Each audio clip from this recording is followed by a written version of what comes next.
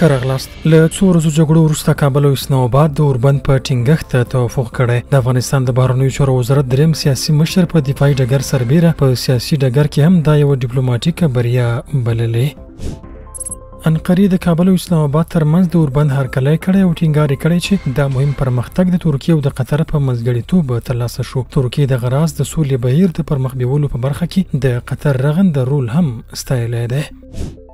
یوې باوري سرچینې هوریت راډیو ته ویلي د سالنګ لارې تړل کېدو پریکړه ځنډول شوې او دغه لار به د هر ډول تګ راتګ پر مخ پرانیستې وي. وړاندې د بیا رغونې په موخه د تلې په 26مه د دغې لارې د تړل کېدو خبر ورکړل شوی و.